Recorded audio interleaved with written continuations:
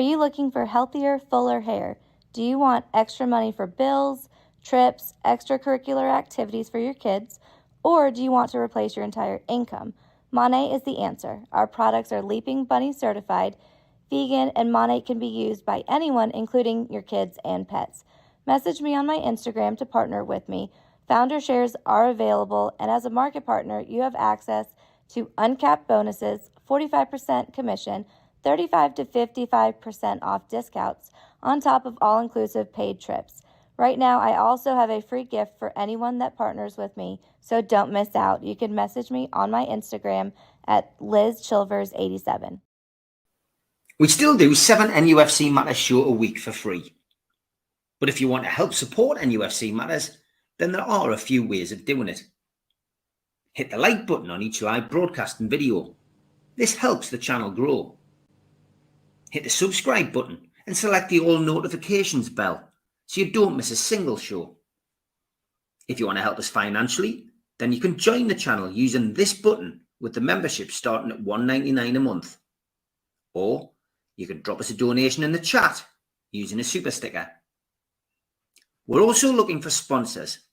If you'd like your brand advertised on the flyers for the show and featured during the ad break, then email John at nufcmatters.com to arrange today.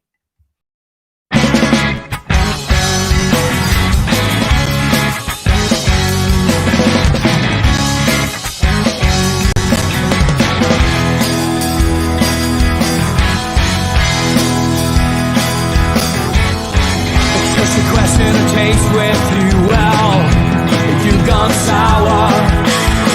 You want the world plus everything, but it won't work an hour. And now your questions are kept creeping, and you're going buying flowers. You throw away the dreams we had, boy. I won't allow it. I said we're gonna fall out. Let's see you get out. I think we're gonna fall out, so shut your mouth. Good evening, welcome to NUFC Matters, the professionals with me, Steve Rape, Stu Penman and Mitch. That's the magic of Mitchell. And good to see everybody. How are you doing, lads? All right, thanks, Steve. Good stuff. England, we will start with that because it was a positive score last night on penalties again. And then England into the semis. Is your prediction going to come true, Stu? You predicted England could win this. The only disappointment, I guess, in a lot of ways, as Emmett says, is seeing Gordon sitting on the bench. Looks a bit dejected, and not sure why Southgate picked him. We stand with Gordon, says Emmett. But John does make the other point true. But if he doesn't play, he doesn't get injured, which is probably a good thing. But yeah, I mean, Gareth's done it again. Probably the best that played as well, Stu, last night. Well, I put on the promotion for this when I retweeted your tweet. Yeah. It was a bit tongue-in-cheek, but thanks to Gareth Southgate for not playing Gordon and not risking him. So he'll come back fresh for Newcastle, because obviously that's my concern. But, watching with an indifference, watching with no allegiance to one team or the other, because my team are obviously out. I do watch the England games, and I am baffled why Gordon hasn't played. I mean, you've got even the Slovakia game, there was a 37-year-old right back. If you could have picked someone for Gordon to play against in the whole tournament, that would have been him. Yeah, he didn't even get any minutes at all. And then again yesterday, but I think with Gareth Southgate, he got the squad right. He dropped the players that he should have dropped, and it looked like he'd had a good talk to himself, and he was going to pick the squad, then the team on form. And as I said, he got the first bit right, but not the second. However, imagine going into the first game if he had dropped Foden or Bellingham, because they were both playing the same position. And you've got the best young player in Europe, and then you've got the player of the year. So he's obviously went to try and fit them both in.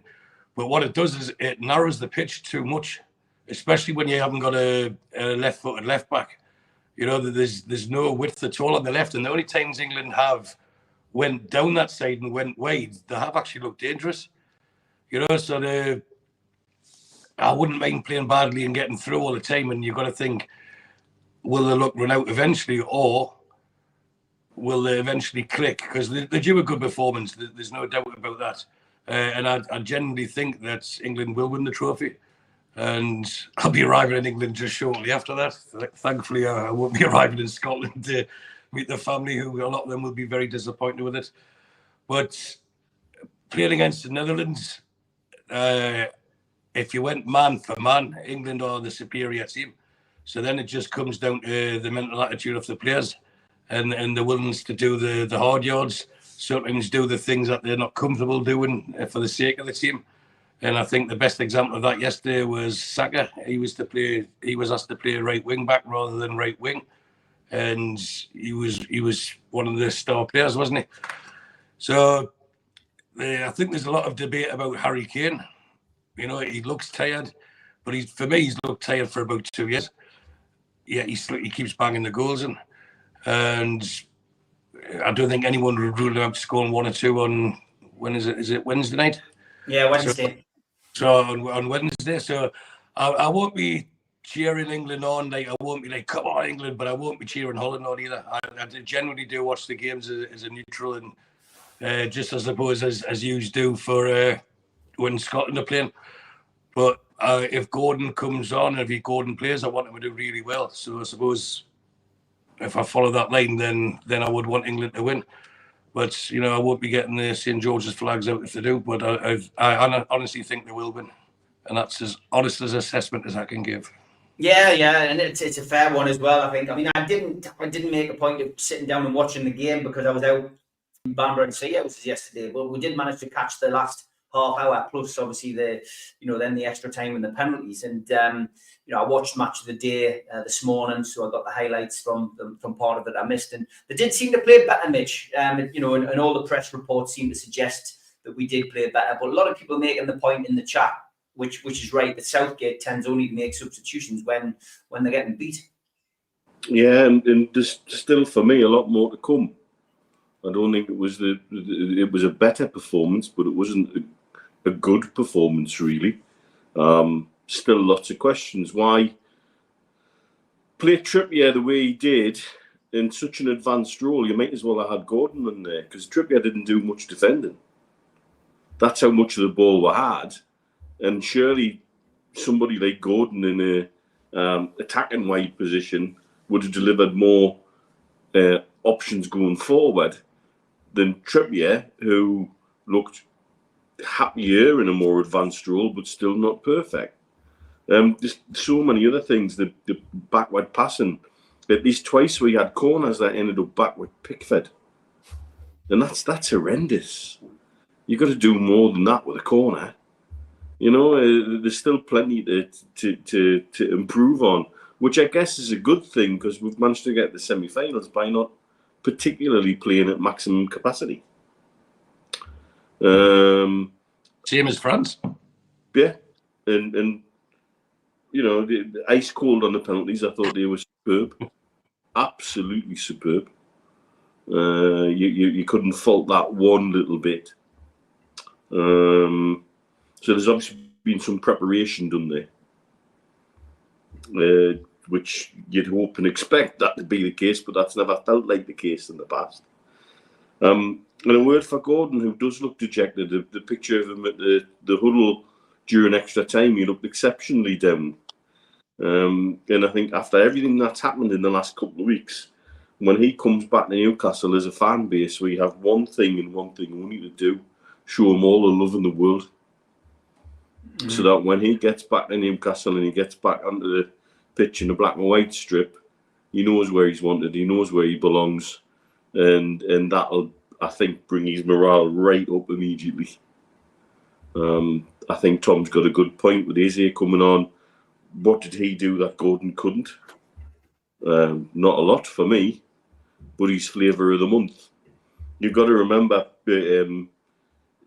for all he denies it, Southgate still has attachment to players he's worked with. He seems to have a big attachment to anybody who goes through Crystal Palace's books because of his former attachment to that club. And it's there for all to see, and it's there in plain sight. So Yeah, you cannot be unhappy with getting to the semi-finals of a tournament, but we really could play better, which I guess you want to be saying that going into a semi-final. If we do up the way we're playing, we'll more than give Netherlands a game. They still seem like they're still finding their feet to a degree. And so, yeah, bring it on. Semi-final, here we go. Yeah, there we go. And Anthony Gordon is making headlines. Lots of people quite annoyed with the Chronicle. Derek going to the extreme, saying, "Do you think we need to boycott the Chronicle?" I mean, I did see the headlines over the course of the last, 48 hours. Ben puts it in a message here for us. He says, "What is it with the Chronicle running with the Gordon wanted by club multiple times per day? Thought they would be back in the club with it being the local paper and all." I mean, I've always had a decent relationship with the Chronicle.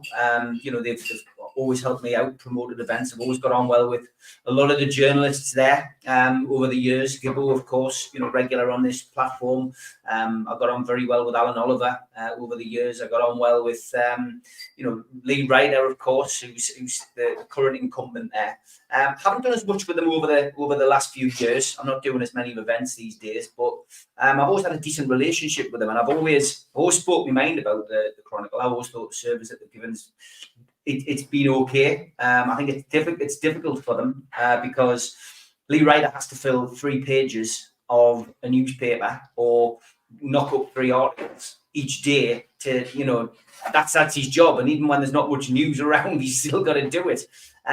But I've got to agree. I do feel as if like this Gordon story's been pushed a lot, Stu. And I get where people are coming from. Papers have got to generate income, so the headline makers are always going to put something sensational out there. I guess maybe it's just down to us whether we click it or not. But what's your thoughts and on what you've seen about Gordon over the course of the last couple of days? Well, sadly, you're right. Not sadly, you're right. It's sadly your sentence is right that it's a reflection on the media today, the current media, because it is all for clicks, and we all know bad news travels quicker than good news. And talking about news, if you put the TV on the 6 o'clock news, it's always bad news, always, right until the very end. Then they put your little cheery story on, so off you go. So it is for clicks. Lee Ryder, I think, he's a very good journalist, and I mean, I can't speak on his behalf, but I think he's probably stuck in this transition from being the journalists that you mentioned there, Gibbo, etc., and Alan Oliver, to the new young breed that chase the lakes. It's a different job, and he has to evolve. But I take it back to, with Gordon, just to allay anyone's fears. I was told this week that he's been spoken to, there's been a conversation with him and someone very high in the club who I won't name, and Anthony Gordon said he is totally committed to Newcastle and this is where he wants to play his football. So that's great, but that won't stop people writing, journalists writing things to get people to look at it, because the phrase I've referred to lots is fear of loss and hope to gain, and the journalists go on fear of loss.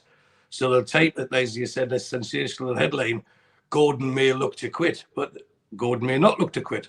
You know what I mean? There's no substance to what's said. It's the headline that hooks you in.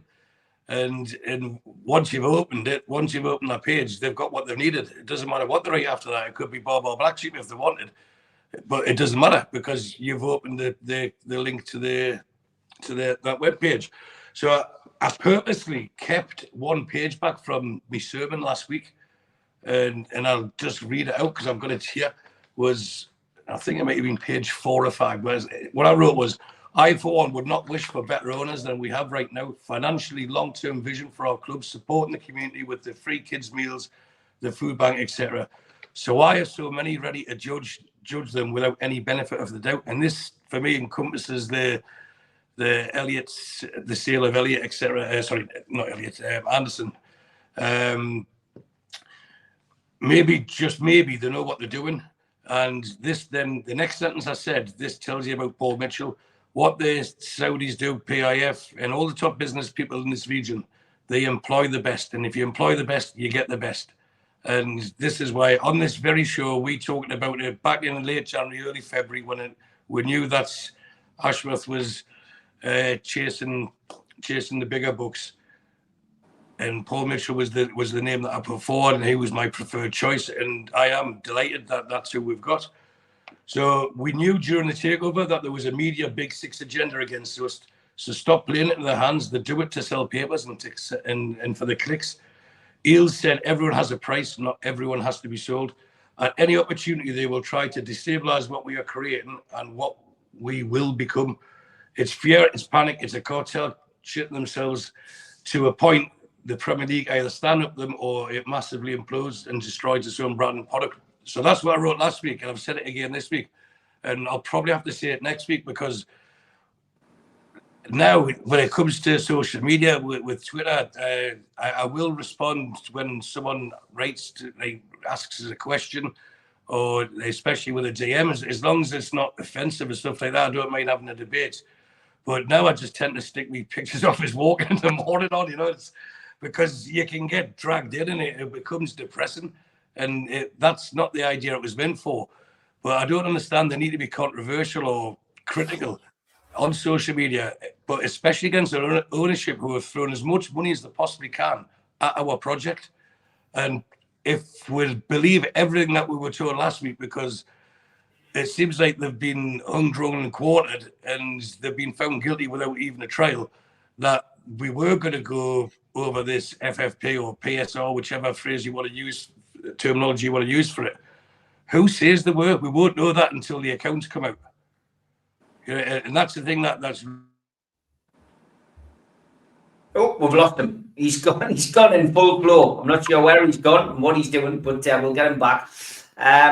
Just your views on this Anthony Gordon story. Craig put a comment in the chat there about his agent. He says perhaps it could be his agent, being, a little bit mischievous, shall we say, and trying to get his client maybe he's a better contract, because somebody mentioned in the chat as well about his contract. Let me get it here, John. Do you think it's a good time to consider an improved contract for Anthony Gordon? And I'm sure somebody else put a thing in as well. Yeah, Benny. Stories linking Gordon with a transfer away said that his contract expires in June 2026. If we don't have an option to extend and he doesn't sign a new contract, should we sell him now? So there's, that's somebody else's opinion. But yeah, what's your thoughts on the Gordon situation? Is it a bit of like the biggest bit of love the club could show him is to sit and offer him a new contract on his return? So that's part of that process too. You've also got to remember, when it comes to the Chronicle, somebody's already made the point in the comments there about the merging with Reach PLC taking over a lot of local newspapers, and it's changed the whole way that the Chronicle and many local papers work, in particular the online versions. So the headline makers and the people who choose to pump the stories, it's not decisions made locally, and so therefore it is prone to manipulation from a certain point of view, depending on who within which PLC wants to do what way, even down to the individual editor who may be picking some of the stories to run with, may have a personal agenda in there. So it's not like the Chronicle of old. It's changed significantly, and I guess we're lucky that we've got a regional newspaper that has stayed alive. There's so many died in the last few years and disappeared forever. I think it was significant that they've shedded most of that seasoned and established journalists, people like Mark Douglas and Luke Edwards moving away. It seemed to be a concerted effort to move certain people out and bring, I guess, younger journalists with a different way of doing it, who are more used to the way it works now, particularly with the online side of things. It's just changed, and that always happens. But it doesn't necessarily mean everybody has to like it. And I think with regards to Gordon, I don't think there's an agent making mischief there. I do think, from my personal point of view, that improved contract was always on the cards anyway. Just from a few things that were hinted at is towards the end of the season. But I think very much now that will be part of showing Anthony Gordon the love I think he needs to be shown from the club and from ourselves. Okay, lots of comments coming in. John says, why would Anthony want to leave? This is the place to be for the next decade or two. I'm not joking. And the fact we won now for over half a century does add to it. Hope Anthony Gordon comes back angry and wanting to rip it up again. Fans will give him massive support that he wouldn't get elsewhere. He's one of us now. Go on. What are you going to say? Steve, I'll carry what I was saying because a lot of the questions there or comments lead into it. So, like they say, everyone's our PIF, they're amateurs, they're anything but. And if they're guilty of anything, it's providing more money than what we should have been spending to help the club get better. If that's the case. Now, I was informed back in January, and I know Mitch and Steve Hasty were privy to this, that there was a deficit of 90 million. But that might not have been true. That could have just been a figure. But then you get 37 million put down, and then the 2 players that were sold. And then you got the Ashworth money. So we've cleared it, even if it was as high as that. But you have to remember, they started from zero with no money coming in. And if they hadn't spent that money in year one, we wouldn't be in the league. We might have just got back into it this season. So they had to speculate to accumulate. And in any sort of business, there's a common phrase of spend. You've got to spend money to make money. They want to spend money. They're not allowed to spend money. But it doesn't sit right with me the way you get the Twitter experts and everything else carrying on. Oh, they're rubbish. We need to get rid of them. They don't know what they're doing. It's for me. It's like is it compulsory to be like 4 range without looking at the bigger picture? Just imagine if we had sold one of the crown jewels of Bruno and Isaac or even Gordon. Imagine if we had sold one of them. Then you can understand the anger, the frustration, but the anger is not at the owners because they would have had to have done it for the benefit of the club. The anger is at the rules that they have to, at the moment, abide by. But if we go back to the 2 transfers from last week, right, we got 33 million, I believe, for someone who's never kicked a ball for us. Now, with the amortization from 7 to, I think I calculated it was like 5.6 or something. We made 28 million pound profit on a player that we know is not good enough to start next season for us, and we know that we'll be buying a right forward. So why would we not take 33 million when it helps us out and it helps us buy that player? Yes, it's short term, but we have to think short term. We have to think this season is the season for us to catapult ourselves back into the Champions League, and it opened up so many different revenue avenues. Then the other player that we sold, yes, he's a local lad. Yes, everyone wants a local lad to come good, but who was really the last local lad that come good? Would you say it was a Stephen Taylor? Would you say it was a Harper? They're not in the league of the players that we've got on our pitch now.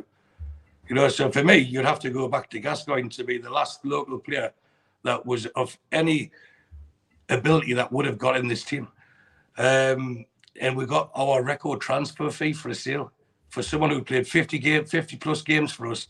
If we take the emotion out and just look at the cold hard facts, 50 plus games, 0 goals, 1 or 2 assists, and he's had enough opportunities to fulfill the potential that we all wanted him to. This isn't a slight that's Elliot Anderson, because I wanted him to do well as much as the next person. But you're getting your record transfer fee for someone who would have been the 3rd choice left midfielder or the 3rd choice left winger. And that's fact. Now, by doing that, and by selling that, taking them away, take the Minty money, we've got the Ashworth money, which I was informed was 9 million.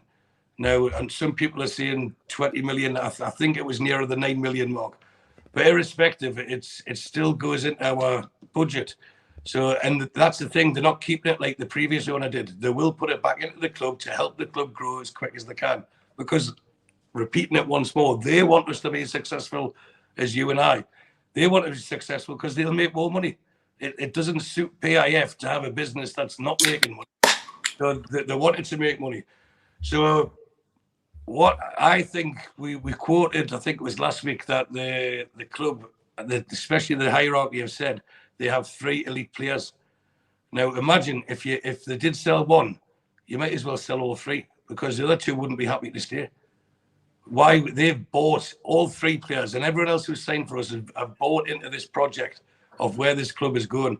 And you still sell your best player, and then how would Isak feel if Gordon went, the one who's been supplying them the most, the one who breaks up the field quickest with them? You know, he's going to think, well, what's the crack here like?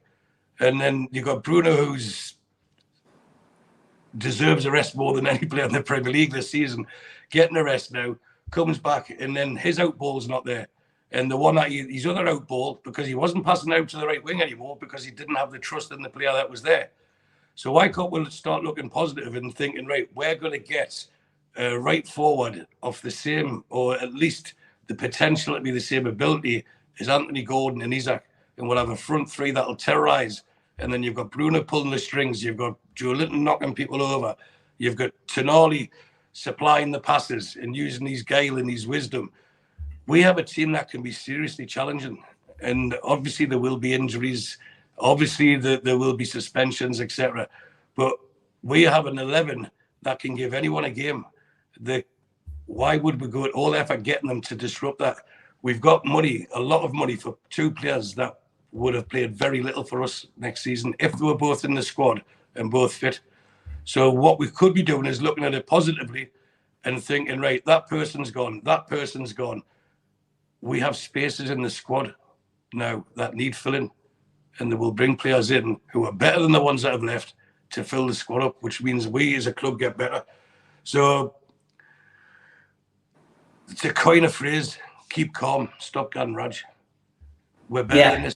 As supporters, we're better than this. And we should be supporting Newcastle United and supporting the owners who have done nothing but their best for us.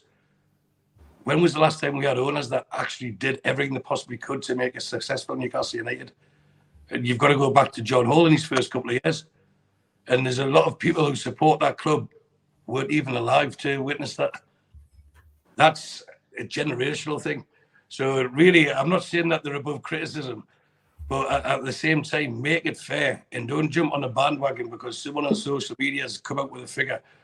We proved that. I watched Penn's show when he did a Michael Jackson moonwalk, and all of a sudden, no, what I meant was they'll spend 50 million on top of what they sold. No, you said you'd be surprised if they spend 50 million. That's why I call it out. That's why I like to be positive. And if there's something negative to say, I don't bother saying it because negativity is easy, and that's what the press do. People go, they're more comfortable to be with negativity. It's harder to be positive. And we've got so much to be positive about supporting this club at the moment. It really does. It beggars belief when I see people twisting, oh, they've got to sold him. As if like Minty was Maradona. You know what I mean? He didn't even start half the season in the Dutch league, which is probably the equivalent of our championship. And yeah, he had a good few games, fair play to him. And I hope he does well at Brighton, apart from 2 games a season when we're playing them.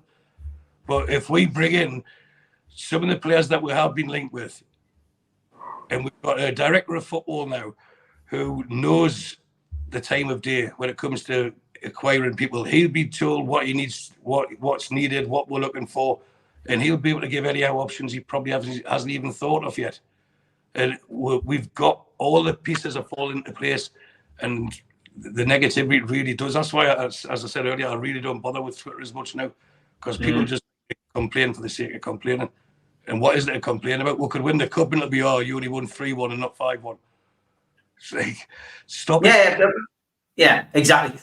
What I like to say to people is if you are going through a period where you're getting sick of Twitter or sick of certain things, you can edit your profile, you know. It's very simple to do.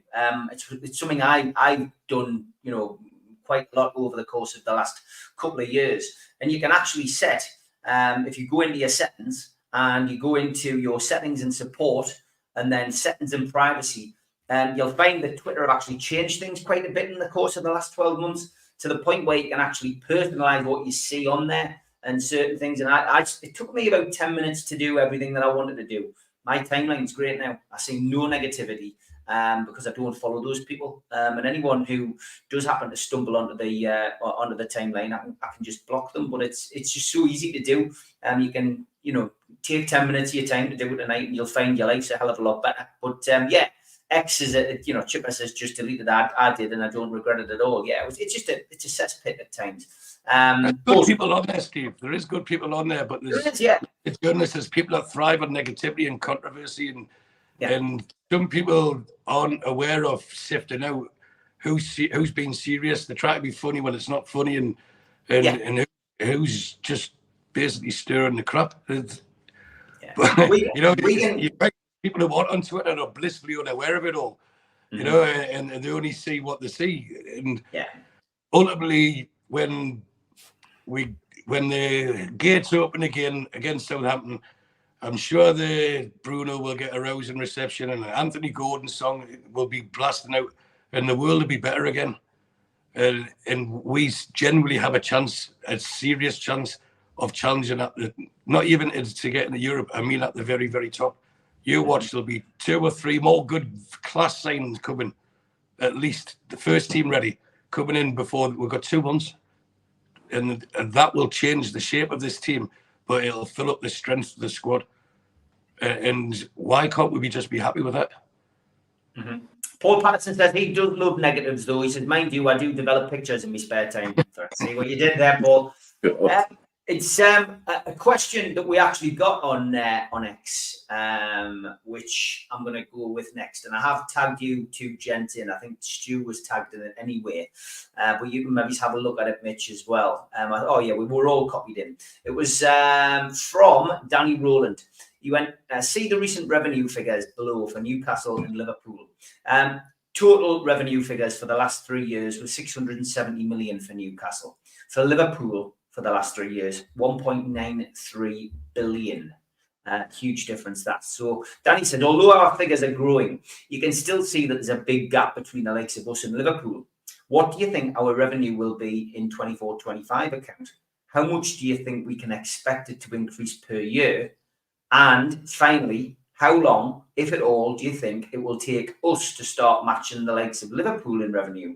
I love the show and I look forward to listening to it later. It's an interesting question, Mitch.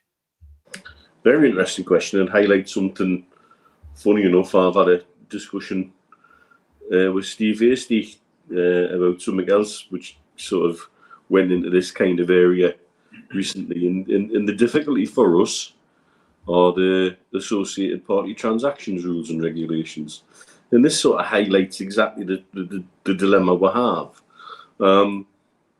Liverpool have an advantage from historical success, historical indebtedness, money owed to institutions, etc., and a historical financial advantage based on historical sporting success.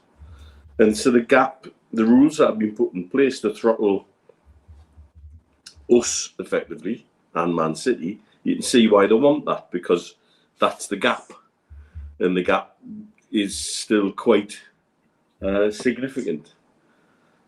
However, what these rules fail to reflect is that money owed to institutions and hedge funds and borrowed, and so many of the so-called Big Six are highly indebted to the tune of nearly $1 billion. That money's going to institutions. That's not going back into the game. Technically, any money that our owners would want to put in would be technically all going back into the game in one way, shape, form or another. I know that's an uncomfortable truth for many people. It's not the case that it would roll down the pyramid much, because none of that really happens anymore. However, when you have clubs with an artificial advantage who are struggling to create rules to keep an artificial advantage, these figures show exactly why they want that. They want to keep that gap. They need to keep that gap to keep their power. And that's exactly what they want. And so I think a lot does hinge in terms of how quickly we can close that gap on the result of the Man City challenge to the Premier League on associated party transaction. And that any rules brought in should be applied fairly across every team. The very fact there's a set of rules labelled as the Newcastle Amendments tells you everything you need to know about fairness. What are Wolves up to at the minute? An associated party shirt sponsorship deal from shirt manufacturer, a mystery shirt front sponsor who don't seem to exist. Yet all of this seems to be going through on the nod, and nobody's looking at it carefully. The way it's all written really does bias the dice in the favour of those who already have. And for those who don't have to catch up, this was the legacy of Ashley. Yes, we were left with no debt. But we didn't have the commercial incomes. We've had to build all that effectively from almost zero, if you look in those comparison of those figures. And so it's very difficult in the situation that's developed when they say, well, we want to keep this and we want to keep it, we better stop them catching up. But any rules for financial sustainability should be incorporating indebtedness and the effect of that debt and the size of that debt, because that really does give certain clubs a massively unfair advantage. And that debt isn't owed to football. That debt's owed to banks and institutions and hedge funds. That's money that will ultimately disappear from the game. It's not money owed to football. And I do think the current situation may make certain potential new owners look at the situation and go, don't want to get involved with this because I can't spend the money the way I want. And so that's the difficulty of bridging this gap, and that's why it's a very good question and a pertinent question at the moment, where we're still waiting on the outcome of that Man City decision. How long will it take? At least another 5 years, I think. At least. And that's with a little bit of favourable tailwind and a little bit of leeway on associated party transactions. But again, why are we seemingly put under the microscope harder than anybody else? Well, Chelsea just seem to be driving coaching horses through everything and getting away with murder and acting like nothing's wrong. Yet there's still no confirmation from the Premier League whether they've signed off the hotels deals, whether they've signed off the training ground deal. But they've certainly signed off the shirt sponsorship deal, which is 100% associated party transaction, is worth more than our shirt front. And the company's spending 4 or 5 times its annual turnover. So how's that magically happening on a shirt front sponsor deal? So there's so many things going on that's being allowed for certain clubs that isn't being allowed for us, and that's the complication of it all, is that we've played very cannily by the rules, even though we know those rules are there to stifle us. And it's very, very complicated and very, very difficult, and I'm quite sure for the owners, very, very frustrating. Thanks to Andrew for taking out another membership. If you want to take a membership out, just click memberships below. And thanks to everybody watching tonight. Jules had said 600 on YouTube. We've got 400 watching on Twitter as well. So over 1,000 of you tuned in tonight, which is mind-blowing for us. We'll never take it for granted. And if you have got time, jump onto YouTube and search nufc matters and hit the subscribe button. We do 7 shows a week. It is a big help. Yeah, interesting tweet that, wasn't it, Stu? And the finances. Mitch is saying 5 years. Are you in the same kind of ballpark figure? But how long it might take for Newcastle to get to that kind of revenue stream? Well, to get that revenue stream will depend on the associated parties, won't it? If that gets kicked out, then we could get there in one window. But realistically, I seen Danny's tweets and thank him for that, because he's obviously took a lot of time to go through the figures and send them to us. I don't know where he got them from, so I can't say yes, they're definitely right, but there's a common theme through them. Basically, Liverpool earn 3 times as much as Newcastle. They generate as much as 3 times as Newcastle, but they've had nigh on 50 years of success. Yes, there was like a gap in the 90s where they didn't really achieve much, but they're established, and it's a generational thing, especially over here. And Mitchell vouched for that. Liverpool did the tours of the Middle East in the 70s and 80s, when I must say human rights were a lot worse than they are now. But let's not spoil a good story with the truth. And they got the support, but we've talked many times about how the press has changed, but also how supporters have changed. This part of the world and in the Far East, they tend to support players rather than teams. And if they do support a team, it's because it's successful. And that's why the generation now, there's a generation now all supporting Man United because they dominated through the 90s and the 90s, and that gets passed on to their children. And so, yeah, we could be talking to get that sort of revenue, as in genuine revenue, without saying, oh, look, that company sponsored us and they've given us 500 million to have one seat behind the dugout. Without any extra. For me, I think 5 years, that's really, really positive. I think we're looking at least a decade of us being able, if the rule stays they are, that is, of us being able to grow. And believe it or not, we are punching above our weight.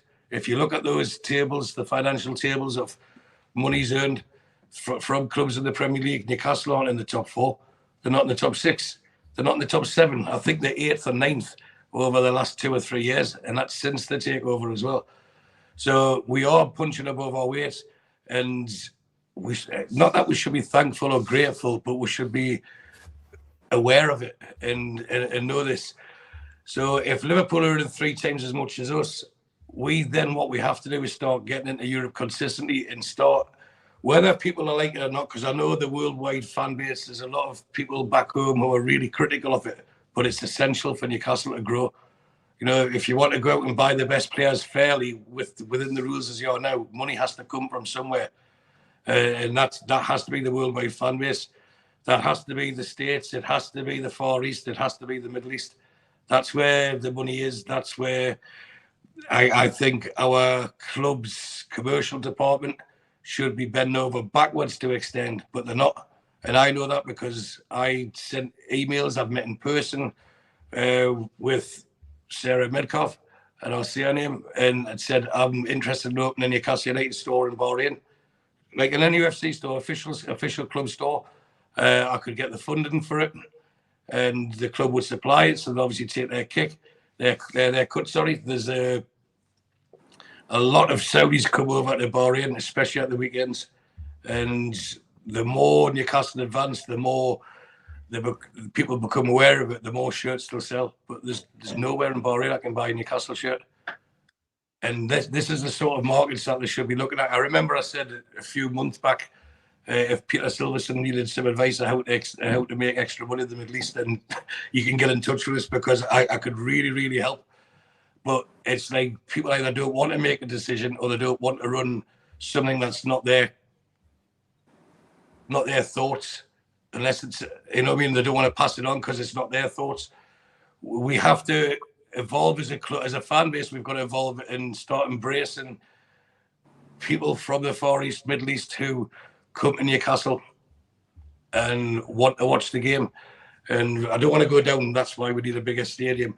I want to stay on track with what Danny's email is about, but there's a lot of money to be made up. I know it just looks little numbers, but for Newcastle to get close to Liverpool, they have to at least double what they're making.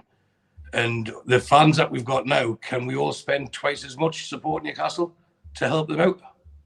Probably not. So if they said we'll double the price of your season ticket, but I promise it'll help us challenge, you can imagine the kick-off about that. Or the price of a pint is now £20 because all that money's going back in the club. Again, people aren't happy. So the club are trying to balance everything about keeping the hardcore fan base happy whilst trying to expand. And this is sometimes why you'll see groups of people from China, from Norway, from Saudi Arabia, because you're not going to come by themselves, and get into the ground. And I get it that it cuts out the local people going, but if the local people wanted to go every time, then the stadium would have been full every single week for the last 20 years, and it hasn't been. So for us to catch up with Liverpool, it's, for me, you're looking at a generation, unless the rules change, or we hit lucky and we win a cup next year, we get into the Champions League, which I think we will, and then repeat it and repeat it and repeat it. And when we become synonymous with success, then people want to associate themselves to it. because it's the TikTok generation now. It's the Snapchat generation. People do it for likes, as we're talking about the press. So if someone's saying, I support Newcastle United, not mugs like us three, who have done it all their lives, but I'm talking about someone grown up in Malaysia. They don't want the stigma of saying, oh, you support who? You want to wear this badge and say, I support Newcastle United, the Premier League winners 26-27, or the FA Cup winners 25-26, or the Carabao. That's who they want to be able to say they support. So that's a long way of saying that, to answer Danny's question, is it could be very quickly, it would move, the gap could close financially, but with the associated sponsorships. But to sustain it, we do need to build the global fan base. We are streets behind, even Chelsea, but they had a clear playing field when they got taken over by Abramovich, and to a lesser point, Harden before that. Man City had a clear run at it before they started changing the rules. We are stemming up where we can grow, and we have to look at different ways. So they are slowing us down. So that's why I said a generation. But if things change, then they would change very quickly, both on and off the field and with the fans. So if this associated sponsorship comes in, it would allow us to spend more money, which allows us to become more successful. Mm-hmm. Then I would say I could agree with Mitch's 5 years, but realistically, I think it's 10 years plus before we can talk about being on a par with Liverpool commercially. Okay, we are halfway through the show. Amazing figures tonight, lads. 1,073 watching live across both platforms. Thank you very much for tuning in. We'll have a quick ad break and we will be back after this. A big thanks to all our sponsors, Skips and Bins. You can find their website at skipsandbins.com. Contact us, www.skipsandbins.com/contact. Say hello to low-cost waste disposal with pay-as-you-go and contract waste management. A big thanks to Mr. Vicky's Sauces, handmade in Cumbria. Their website, mrvickys.co.uk. Email info@mrvickys.co.uk. Telephone 01768 210 102. Thanks to United Group Travel. They are the Travel and Tourism Award winners in 2024. Their website, www.unitedgrouptravel.com. Email beverly.ugtl@gmail.com or telephone 01670 632 460 or mobile 0791 666 4174. Just £30 per person deposit. There are no strangers on our tours, just friends you haven't met yet. A big thanks to Media Arts. You can find them at www.media-arts.co.uk. And don't forget, we are a podcast. You can find us on iTunes or Spotify or other podcast providers. If you want to help the channel grow, then hit the like button, the little thumb underneath the video, click share and share to your social media, or join the channel for as little as $1.99 a month. If you want to take out a one-off payment membership, go to nufcmatters.com and hit membership. And for a £25 fee, you get a scarf, a cup, a pen, and a membership card. You can also put a smartphone over the top of this QR code. It'll take you straight there. And don't forget, we also help the food bank on this channel. nufcfansfoodbank.co.uk is a website where you can make a virtual donation today.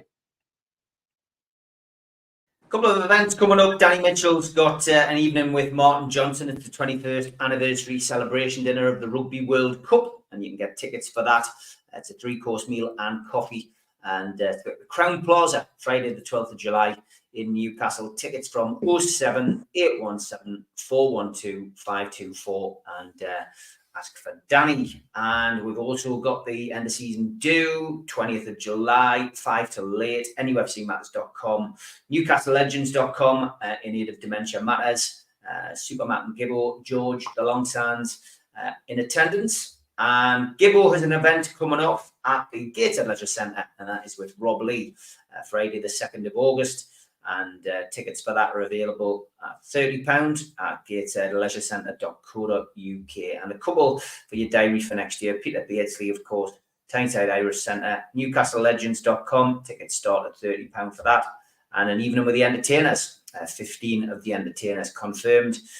All on the poster there. Tommy Wright, Kevin Scott, Steve Watson, Steve Howie, John Beresford, Scott Sellers, Rule Fox, Peter Beardsley, Rob Lee, Keith Gillespie, Liam O'Brien, Darren Peacock, Paul Bracewell, Lee Clark and Brian Kilcline, all at the Tyne Theatre, 24th of January next year. Tickets 0844 249 1000. Okay, lots of questions coming in, and thanks to everybody who has signed up with a membership. Tom McGuire is a new member and he's in the chat tonight. Thank you, Tom. Much appreciated. $1.99 a month. That's all we charge for the membership, and it's just to help support the show. Lots of questions about Paul Mitchell, of course. Ian Toon Traders says, have you heard about any marquee signings potentially that Paul Mitchell could be bringing in? And somebody else asked a question about Paul Mitchell, actually, which I will find. It was quite early on, so bear with us. There it is, Jason. What is everyone's thoughts on the appointment of Paul Mitchell? This could be the best signing the owners have made since the takeover, even bigger than Bruno and Isaac. John says, will Paul Mitchell be in charge of scouting and or recruitment? Both are absolutely critical for Newcastle United going forward. So lots of questions about Paul Mitchell. Mitch, give us your opinion. Fantastic signing. The club did well to keep it close to their chest. I think with regard to signings, I wouldn't expect necessarily marquee signings. What I think we'll see from him are very clever signings. Maximise the money available, get the best bang for our buck. His track record of producing good value signings speaks for itself. And I think that's what we'll continue to see more of.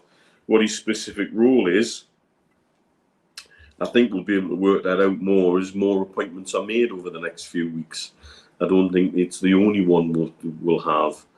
And I also believe, and Stu might elaborate on, he was in town very, very quickly after the announcement and already hard at work.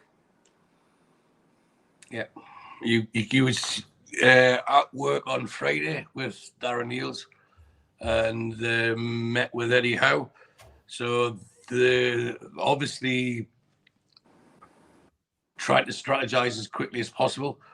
And from that, I know that Eddie Howe is very keen to keep Kieran Trippier, who I know Craig Hope's watching, and he's in Germany, so next time he interviews him, Trippier will be back into Newcastle for chats with him to find out how they plan to have him in the future. If he is to stay, they want him to stay, whether he sees himself as a bit part player, because we don't want to hold back the development of Livramento or not.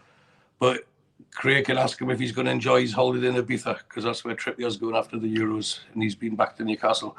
So that's something that's going to be, for us, critical. It shows that he's already working with Eddie Howe, and that's something that I think couldn't be said about Dan Ashworth, who there was a lot of rumours during his tenure that he was working for himself. But for those who aren't aware of his role is not, he's not the chief scout, but he will have the final say. He's been a scout in the past and a very successful one, as his track record knows anyone who wants to research it. But he'll have the same remit as what Ashworth had, and the way he put it across, which I thought was very commendable, was he's the centre of the wheel and he controls all the spokes. So he's going to be the octopus's body and pull the tentacles towards him. So it's a very much hands-on job, and for me, it's a job that it's huge, and it's a job that for someone to take on has to have a huge amount of belief in their own ability, and Paul Mitchell clearly has, and I think it will be very successful. But regarding marquee signings, I'm quite sure the ownership have proven over their time with us so far that marquee signings are something they don't do because of the rulings. But I think we said last week that might have held us back, and we're getting a lot of goodwill from proper football fans about the way we went about our business. So a marquee sign would be, we knew it. That's exactly what's happening. That's football ruined. That's Newcastle just going to buy everyone to win the league. I don't think a marquee signing would fit into our style of play. I don't think a marquee signing would fit into our changing room. But I'll quite expect at least 2 statement signings, which is different to a marquee signing. A statement of intent to say, yeah, we're big enough, we can attract this player. And it'll be people who with promise, people who have already proven that they can play at the top level and have room to develop more. Similar to Anthony Gordon, similar to Isaac, similar to Bruno. That's the type of players they get. And if I say 2 or 3 of those and you're looking at 40 or 50 million each, then you work out the budget yourself. Because I'm sorry to keep referring to this, but if we were only going to spend 50 million in 28, if it was committed already to Lewis Hall, and then we spent 5 to 7 million on the Forest keeper, no director of football worth the salt would come in with a 15 million pound budget. And he's a successful man and he's proven it. And there's no way he would come to Newcastle without a reasonable budget to work with, because irrespective of what happens in other departments within the club, he will be judged on how Newcastle perform on the field. So yes, it's part of his role, a big part of his role, but it's not his only role. But unless he had assurances that there was money to spend, and not open checkbook, but enough money to spend where you can make a difference, I don't think Paul Mitchell would be our director of football right now. So that should give us a lot of belief and get rid of the negativity that surrounded last weekend, which, as I touched on before, it was just stupid. You know, we've got a record sale for someone who, as I said, has had ample opportunity to prove that he's worthy of being not just a starter for the team, but a Premier League superstar, because that's what we need. We need people who are capable, European standard. And at the moment, Elliot Anderson hadn't shown that. There was glimmers, but not consistent enough like Anthony Gordon has or like Isaac has. And that's the sort of players they'll be going for. Yeah, thanks again. Another member. We've got 3 tonight. We've got a hat-trick. Thank you, Neil. Much appreciated, mate. And as I say, every little does help us on the show.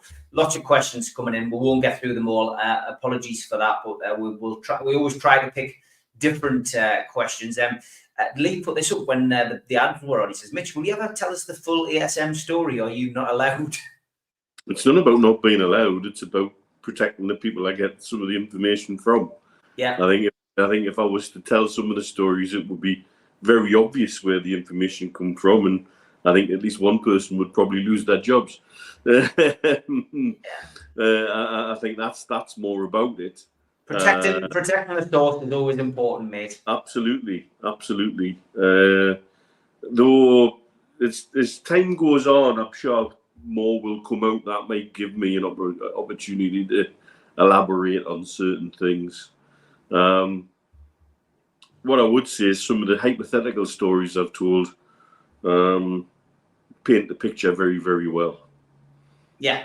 And like we always say, it always comes out in the wash. Ian says, has Mitch or Stu seen the actual away and third top? And does the third have the Adidas trefoil with old Newcastle United badge? Mitch. I saw Renders in February, which are all pretty much are what you're seeing coming out now. The away with the white out badge. The only decision on the away strip was would Noon let them white out the sleeve badge, or would they insist it was still yellow? And it looks like it's going to stay yellow. And for the third strip, I saw the NUFC badge, the older badge being used, and at the time that had the 3 green strip, the Adidas stripes that are on the home strip on it, but in green. Now, some people misinterpreted that as an Adidas equipment because they use that colour green for their equipment range, and it wasn't the case. It was just an Adidas badge.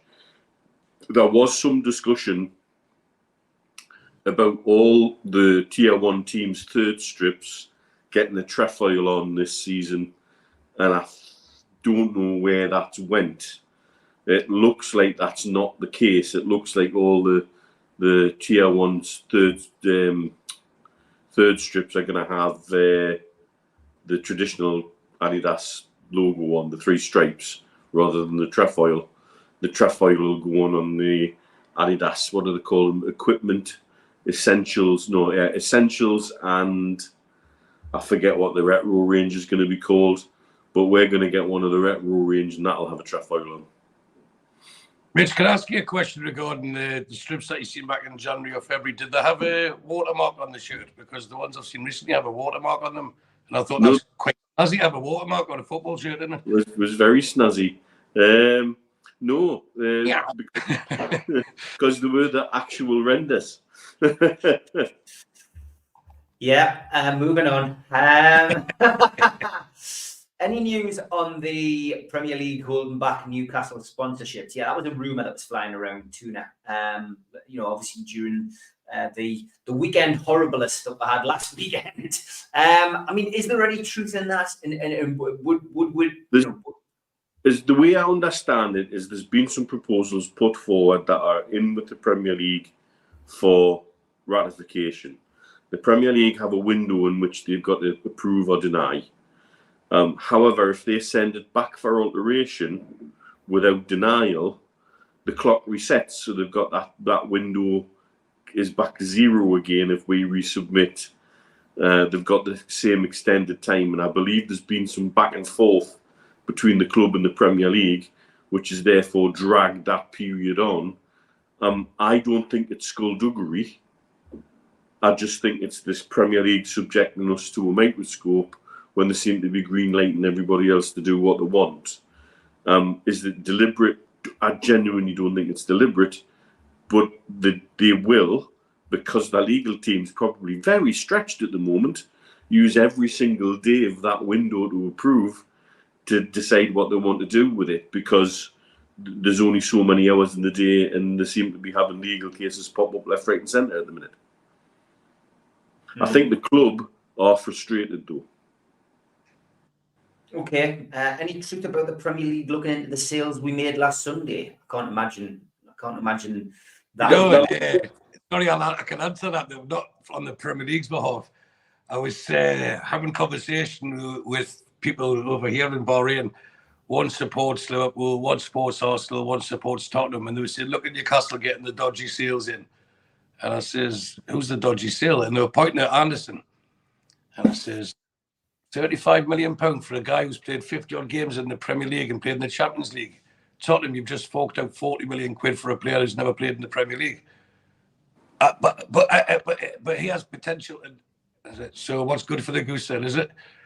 So that's the going rate. And if they want to point the fingers at that, they should be looking at what Chelsea and Aston Villa did, So that if anything, that's where it's going on. Elliot Anderson isn't the finished article, and he potentially could become a fantastic player, and he's British. That's the going rate. Chelsea bought another young player from Aston Villa last season. I think he's played about 3 times for them. And I can't pronounce his name, but if I was playing Scrabble and I spelled his name out, I would win.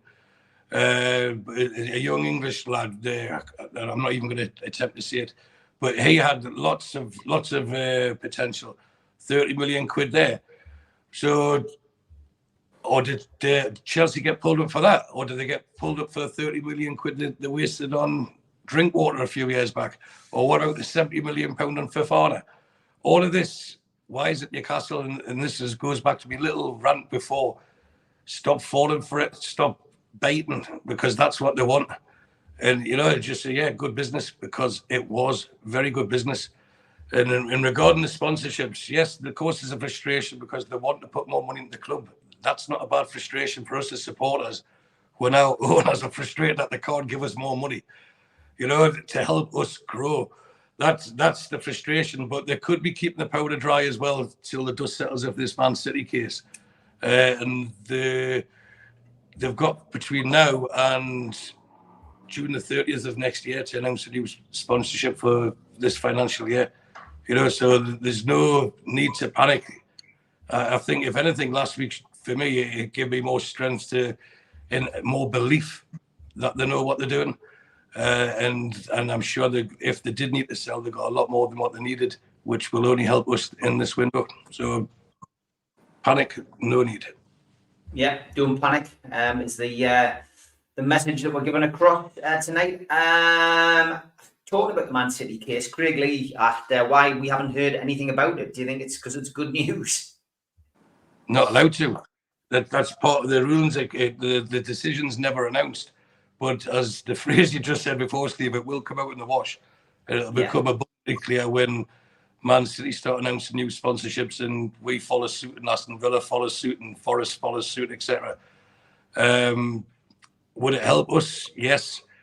But I think, I don't think Manchester City could have won the case, but they might have done enough to tweak the rulings and how things are, for the reasons that Mitch put across earlier with the Wolves and Palace and things like that. You know, if they're not getting looked at, why is Newcastle getting looked at so sharply? And if they think Man City have got a good legal team, God help them when the PAF start oiling their wheels off legalities if it gets to the stage where they feel like they've been mistreated for one time too many. 1,200 watching tonight. Thank you very much for staying with us. If you get on YouTube, search NUFC Matters, hit the subscribe button. And if you fancy taking out a membership as well, hit the membership button for $1.99 a month. Just help us out. Next question. James Slater says, how delighted are the lads on getting Mitchell? I know he was Stu's first choice. He's a proven track record both in the UK and Europe, and seems like a statement appointment from the board. We've talked about him, James, but yeah, I mean, I didn't know a great deal about him, but yeah, I'm happy, I guess, that you spoke highly of him. I'll come to you, Stu, because you did call it. I think Maldini was the other name that we know certainly had 2 visits to Newcastle. Why Maldini didn't go ahead, who knows? But the fact that he considered the job was good enough for me. But yeah, Mitchell, we've spoken about him already, but you must be delighted to get him. I genuinely am. And what happened when it was become apparent that we needed a new sporting director or director of football, whichever phrase. I don't see the sporting director bit because the club don't get involved with other sports. So he's a director of football. When it became apparent that we needed one, I did what I normally do, is I start researching and I looked for the best ones available, because I know that's exactly what the board would have done. And the phrase I used in my opening gambit was, if you want to be the best, you've got to get the best and allow them to perform. So yeah, it's quite nice that he turned Man United down and then we end up getting them. And I mean, that's just banter between fans, but we also know that the chairman was really annoyed with the lack of professionalism from Man United and how they went about the Ashworth thing and then low-balled offer, etc. And I think, if I recall, it was either Mitch or myself said that he was that angry. People can say things in anger, but what came back to us was that he won't do any business with Man United. So it might have been in their benefit to settle with us at a time that suited us, whether it be 9-10 million on the day before the financial year ended, because that amortizes it, gives us enough to buy. And I genuinely will say the next person we buy will be the Dan Ashworth signing, because it'll be his money that's helped pay for it. The way I see it is take Man United off the table, because we're here to talk about Newcastle United, and I think with Mitchell, he was the preferred choice. He was the best choice. Yes, they looked at other people. As we know, Maldini was interviewed twice. He was interviewed the day that Newcastle played Everton, but he didn't watch the game, because imagine he'd been seen in the stands. You know what I mean? That would have been out. So he was definitely interviewed that day. That was his second interview. The Friedman, of course, they're going to speak the best. They did the same when they appointed the manager. They had a shortlist. But if you recall, when Newcastle said they were looking for a sporting director, they outsourced it, and I thought that was a very clever move. So they would never get done with what Man United got done with poaching people and stuff like that. It was the third party that was given the task of getting a shortlist of people who were capable of fulfilling the role and helping Newcastle grow to the way they want to be. So that company would have then been speaking to the best of the best. And as I said, I looked through it all, and for me, his track record stood out incredibly against anyone, and that's why I put my flag in the sand very early and said that's who I wanted to be director of football. So I wasn't proven right because I didn't say he would be. I said that's who I wanted, but I am delighted that's who we've got. Yeah, Mitch, you delighted as well, I guess, to have somebody as experienced him. And I didn't realise he turned Manchester United down. That's a great story. That, although I think we'll still be singing Shearer turned you down, as opposed to Mitchell turned you down next season. His track record speaks for itself. The other thing I'm intrigued with the way his career's gone is he seems to have decided to move on to another job, always under his own volition. That he seems to have been working towards gaining enough experience in various roles to then effectively, this is in terms of control within the setup and the organisation of the club, probably the biggest role in that respect that he's coming into. And so as he decided, right, the time is right for me now to have a more expansive, overarching role. And because he always seems to have left teams on good terms and of his own volition. And I think that's quite clever.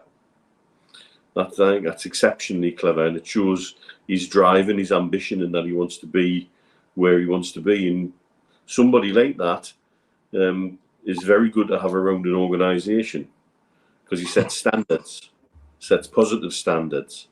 And so, it's a great move at just the right time. And the timing couldn't be better. All Mitchell signings are great. Look at George and Neil for Matters. Agree. Good stuff. Thanks, Andy. Okay. What other questions have we got? Yano, good evening. If the Adidas contract started in June, why has it not been included in last season's figures? Or has it? That's what I was saying before, Steve. Nobody knows, but everyone's an expert on.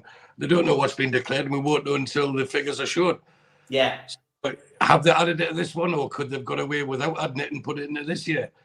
You know, had they spoke to Adidas and said we've got to, because all it says is a multi-year sponsorship. It doesn't say it's 3 years, 4 years, or 5 years. Could they've said, look, it's in your benefit for us to grow quickly. Give us 2 years up front and take it off the back here. You know, or they could do percentages, you know, if it's 20% a year for 5 years, give us 40% now and spread the 15% over the next 4 years. You know, there's many ways business can be done, and it's not as straightforward as people want it to be. And this is why I was, and I still am, we will get to where we want to be, and it's not going to be a straight line. As much as we want it to be, it's not. So sometimes you get the little bump in the road, or you've got to go around the corner and back again and then forward again. But we will go forward, and I like talking about team sheets and not spreadsheets, but it seems like since the financial fair play has come in, we seem to be talking more about spreadsheets than team sheets. So whether Adidas was put in or not, I don't know. The Champions League money would have to have been because it was in that season, you know, and that was a big boost. But even that shows how it's favoured. Man United got double the amount of money as we did for finishing in the same position. How does that work out? So you tell me it's not, but the whole system's not built to favour the few. Of course it is, and that's why they'll never let teams like Barcelona or Real Madrid go bust. No matter how many rules they break, they'll just tweak the rules to suit them. So it's a game that we all love. It's a game that owners get involved with. Not our owners, all owners get involved with one primary objective, and that's to make money. So it's easier to play the game when you know the rules, and we know the rules. And when the rules do change, I think we'll adapt quicker than any other team. And we're the team that will benefit from any rule change more than any others. Yeah. Big thank you to Kevin Griffin, who's become a member as well. Thanks, mate. Much appreciated. And Mick, good to see you in the chat. He said just joined. He's going to catch up later on. And Craig has become a member as well. Thank you very much, everybody, tonight. Much appreciated. Talk about the Select Cup, lads. The opponents have been announced. A lot of people twisting about that, Mitch, because people are saying, well, haven't been announced, and we've finally got the opponents now. Girona will take on Newcastle on the 9th, Friday the 9th, 7:30 kickoff, and then Saturday the 10th, Newcastle take on Brest at 4 o'clock. It's a Salah weekender. It's slightly cheaper, I think, than last year. Some people, of course, twisting about the opponents, saying that the opponents aren't great. But in a nutshell, it's a good opportunity, Mitch, for people who can't get in the ground to see Newcastle play at all. It's a chance to see them play and see see some new players hopefully as well. It's still early days. Everybody's focused on the Euros at the minute. Nobody's really thinking about pre-season friendlies yet. Yes, they're not necessarily stellar names, but they're both, I believe, Champions League qualifiers for next season. So it's big for them because they want to come and play at a ground which has graced the Champions League very well last season. So I think it's all early days yet. Keep it hard and just let the tickets sell. I bet there's a rush on tickets as the weekend approaches and people realise, oh God, it's suddenly here. Everybody's focused on the Euros at the minute, and quite rightly so. So I wouldn't unduly stress about it. There's always one, and it's always marked by us. I'm not reading that out. But yes, Stu, it's just a good opportunity, and it's great for the kids. I always say that, but for a family to go to that, it's quite cheap compared to say, go to a game, a Premier League game or an FA Cup game or a League Cup game. But it's a great opportunity to see for the youngsters to get in there and see the team, and for some it'll be their first game. Yeah, definitely. And I must commend Mitch, because I thought that's when he was going to make the professionals unprofessionals when he was talking about the team. And I was honestly, I would have put. Was it true though they've signed that goalkeeper from Paris Saint-Germain, Areola? Is it what sort of it? That team in question, have they signed the goalkeeper from PSG, Areola? I'm saying nothing. I thought you were going to say you're a leg man, but you didn't. So yeah. Oh, he's gone again. He's having a few technical issues today. He's back again. There he is. Yeah, he's off. He's dropping his phone. He's all over the place. Where is he? That wasn't. I've got a call. When I got a call, it cuts off the. Okay. It cuts off. No, but Girona led the Spanish league for most of the season. So they're a quality team, but it's not a real cup. Yes, we'll get to win it and we can keep a trophy, but it's not something we can brag about, is it, when you talk to rival fans? The idea of the tournament is to shake the rustiness out of the players the week before the season starts. And I think Girona would be technically a good side. Brest played well in the French league. And it is what it is. But again, Steve, we could have had Real Madrid and Bayern Munich as the opponents, and people would have complained it wasn't Barcelona and Juventus. Yes. So it doesn't matter what to do. There's people just want to criticize. Whereas it's a friendly, it's at home, it's cheap. You can take the kids, you can sit with your mates, where sometimes even if your season ticket holders you can't because of the way things have went over the years. It's just a joyous weekend. And if you don't like the idea of it, don't go. And let people who want to go and enjoy it go. That's it. It's a friendly. Is there such a furore about playing Hull away or playing Japanese teams like they played in Australia? It generates money for the club that everyone wants to be successful, but they want to complain about anything they do to try and be successful. And there's no wonder that there isn't the communication that was promised, because, as I said, people just want to criticize everything they do rather than take a step back and think, why have they done that? Try answer the question yourself, because it's very easy to just join in and point fingers and start a crowd chanting. Then you don't even realize what you're chanting for.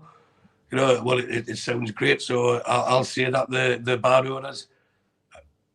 So Brest, fantastic. Girona, superb team. Let the players. They'll do exactly the same as they did last weekend. Half the team will play one game, or half the squad. Sorry, not half the team. They're not going to play 5 or 6 players, but half the squad will play one game. Half the squad will play the next game, and it just allows them to get that little bit of extra match fitness, so they're ready for Southampton the following week. That's what it's all about. Go and enjoy it. Go and enjoy the chance to take your lass, take your bends, go with your mates, Yeah. and go watch the team. Yeah, exactly. 100%. It's it's a great opportunity to take your kids. So go and support it. And somebody mentioned and made the point as well. Fair play to them, because they've listened to the supporters. People weren't happy. People weren't happy about the pricing of it last year, so that they have listened to the fans, which is great. So well done. There was a great question which I want to put up. Gary Milligan, good evening. Question for Stu and Mitch. If you were on the board of Newcastle United, what would you be saying to future sponsors? Good question. Give us your money. Give us your money as much as you can. I think sorry, Mitch, I'll go first. I think it's probably the easiest sales pitch you can get. Look at where we were, look at where we are, and this is where we're going. This is our trajectory. We're above where we should be, and we'll continue to punch our weight above our weight. We'll continuously overachieve until it's accepted. Overachieving is actually the norm now, and it will plateau out eventually. But then you can start selling them the idea of the growth, the potential. That's why we were bought in the first place, for the price that they got us for. They were talking about selling Everton for double that price. It's crazy. We were such and that's one thing we can be thankful for Mike Ashley for. For some people, we were an unattractive proposition, but for people with real business acumen, we were a fantastic proposition. And that's why I said last week we're going to thank Amanda for her persistence and perseverance and the sales job she did to the right people to get them to want to buy us and to stay when it looked like all was against us and there was no point. And that shows that they battled on and battled on and battled on, and they got us. So they're not going to give up now when we haven't even touched where we can go to. You know what I mean? We're just on the periphery of what we can achieve. Why would they even think about leaving now? They're excited about this as we are. Let them do the job. Yeah. Would you agree, Mitch, on that? Any sponsor coming in now has an opportunity to be onboarded and grow with us as we become a global powerhouse. And if you want to be associated with the very best, you've never got a better opportunity to get involved now and stay involved and grow with us. And you will see those returns come to you by that sponsorship, by greater brand exposure across the world, and in particular in the Gulf region, which is still growing, still investing money, still finding money from a magic money tree to spend left, right and centre. So if you want to be recognised within this region as somebody that should be dealt with, now's the time to get on board. Yeah, good stuff. From the chat, the fact that we're playing Brest, I think it's just showing a few people have got a bit of a sense of humour. Think about the ladies in the chat, lads. Please think about the ladies. That's all I'm going to say. John Askew, he says, "What are you worried that the new financial rules when they arrive will still put us at a disadvantage?" What's your thoughts on that, Mitch? I'll give you first dabs on that. I don't worry about it because I'm pretty convinced they'll still try and throttle it in some way, shape or form. And it'll just be a new set of rules that we have to get wise and clever to help navigate around and find as many ways around as possible. It's that simple. Yeah. Mitch, Stu, sorry. Sorry, I was reading the comments. What was the question? Are you worried about the potential, the new financial changes, that they might bring in, do you think they'll still disadvantage Newcastle? No, I'm not worried because I think they've went as far as they can. And initially it was just about the Newcastle rules, as they called them, or they were called behind the scenes. But it's not just Newcastle that's been affected by them. And if the top teams in the Premier League, the middle teams in the Premier League, and the bottom teams in the Premier League can't spend money, the Premier League stops becoming the best league in the world, doesn't it? So I can understand they don't want to open the floodgates because we have more wealth than the rest of them put together, times it by 28 or something like that. But I think any change will be in our favour. The bigger picture is it's not the Premier League. I think that could be easy to change.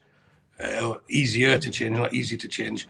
It'll be UEFA because you still have to comply by their rules. But then you go above UEFA and you've got FIFA, and who's sponsoring FIFA for $100 million a year? Oh, that'll be our owners.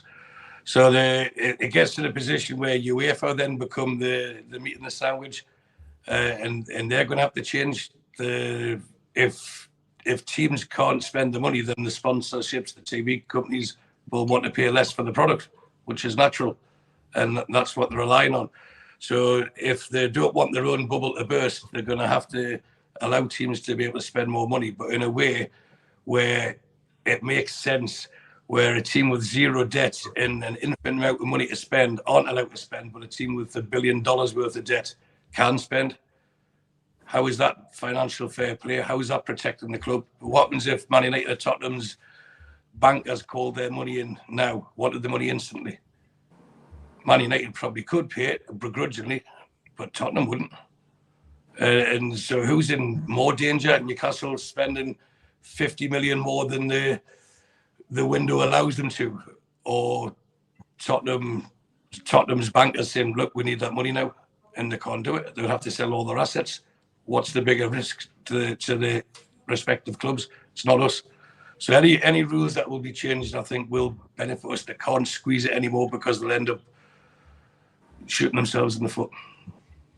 Yeah. And the last question, Stephen, says, would the guys like to go back to the days of Division 1, ridding ourselves of the seemingly corrupt Premier and the cartel having their Super League, but their players banned from national teams? As much as I like to look through, rose-tinted glasses when I look back to those Hallican days of the 80s with the fences and, people jumping up and down and, the Keegan's hot dogs outside and the toilets with no roof, with, urine flowing over your shoes and people wetting on you in the match because they couldn't be bothered to go to the toilets. I'd rather be where I am at the moment, Mitch, than go back to them days. Yeah, absolutely. I couldn't agree more. I think the further away we get from it, we tend to have a little bit more of a rose-tinted view of it and paint a picture of it that is not quite what it really was. The only thing from a financial point of view was the gaps weren't so big from top to bottom, and indeed from the first to the second division. Yes, when Keegan signed for us, it was a coup for him to come to a second division team, but the drop down wasn't as massive a drop as it would be now. And that reason for that's money.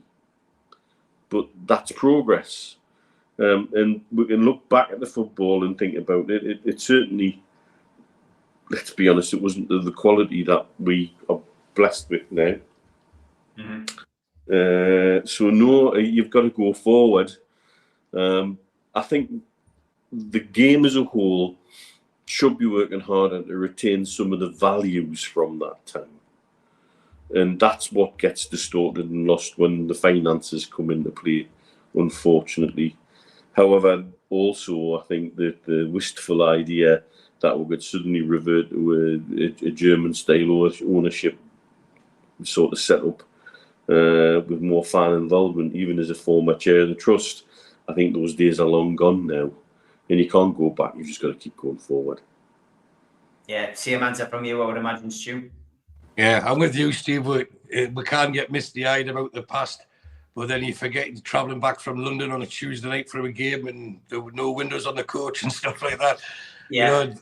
Those days have gone. And what we had camaraderie, we had a togetherness as a fan base. If you remember, every time we conceded a goal, the roar that would come from behind the Gallagher to support the team. Now people are mourning rather than supporting the team. So that bit has changed. But the game's evolved, life's evolved, and we have individually evolved as well. And the game is better. But one thing I keep saying repeatedly is greed kills everything. And that's what's happening with football at the moment. And that's the thing that needs to change. Will it change? I think it'll have to. This fan ownership that Mitch alluded to there in Germany, it could never happen here. Even Mike Ashley said that. you know, he's not rich enough, and the guy is worth 4 billion, and he says he's not rich enough to own a club. The Freddie Shepherds, you know, it's not a millionaire's game, it's a billionaire's game now.